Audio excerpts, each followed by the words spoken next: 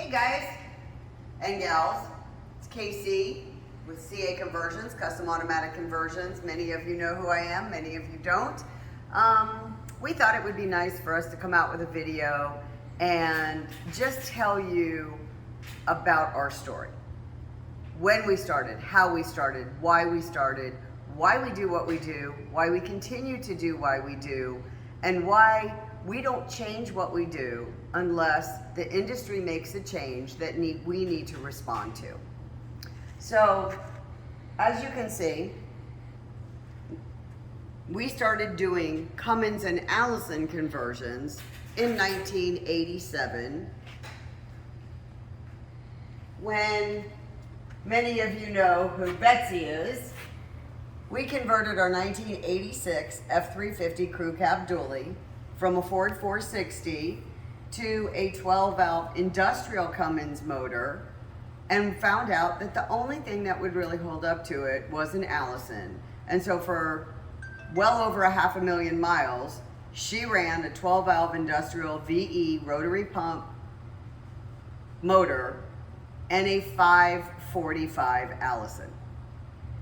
In 1999, well actually in 2000, we bought a 97 Suburban. It was a 2500 heavy duty. We put a 12-valve rotary in it, and in the spring of 2001, we did the first conversion for a electronic Allison 5-speed behind that 12-valve in my 97 Suburban. This business never started to be our sole business. It started because we needed vehicles that didn't break down.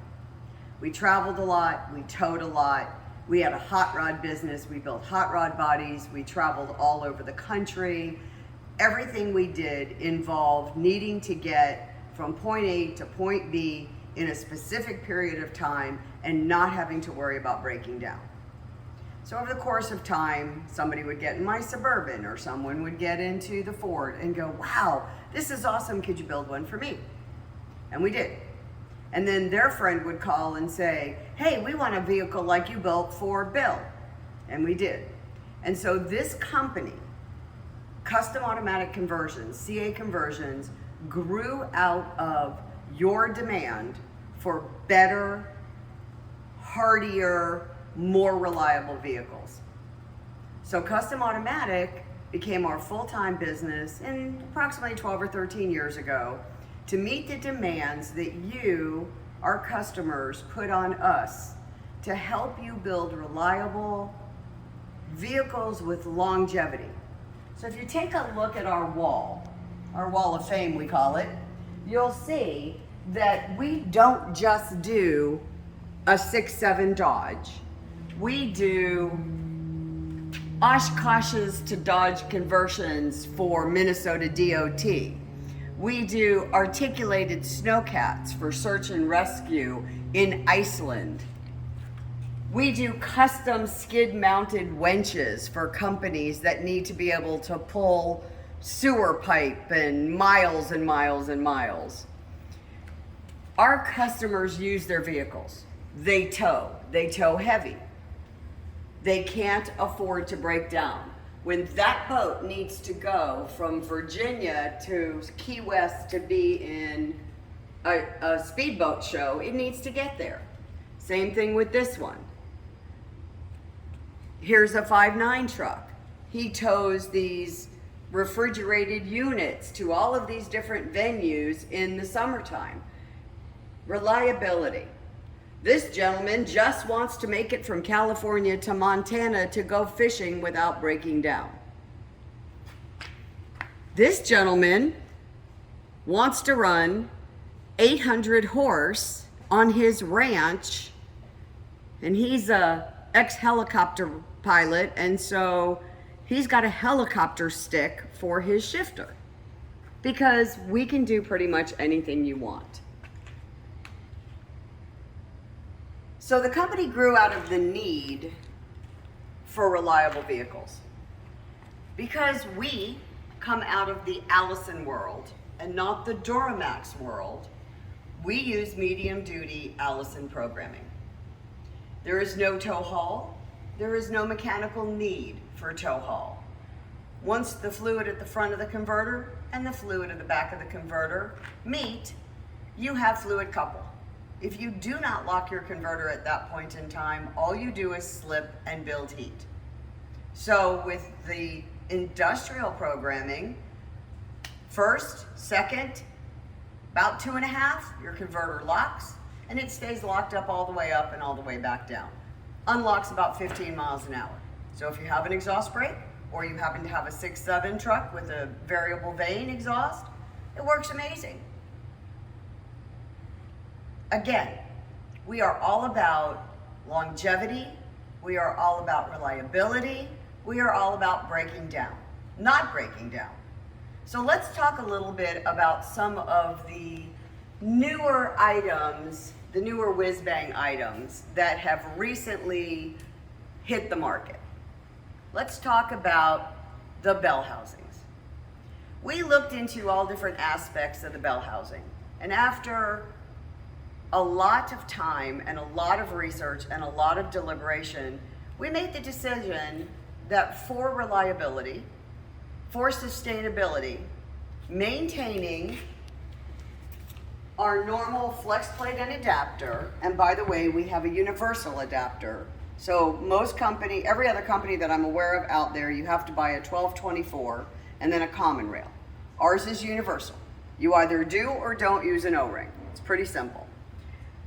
The reason that we have maintained this profile is because if you use a proprietary bell housing that will mate to the back of your Cummins, then you are now using a bastardized hybrid style torque converter. It has to be part 68, part Allison. So you're on your way to some big family event, and it's Friday morning and you're supposed to be there by Friday evening. Torque converter is a wearable part. Now they don't go out often, but they do go out. Bell housings are pretty sustainable, but every once in a while you see one that's cracked.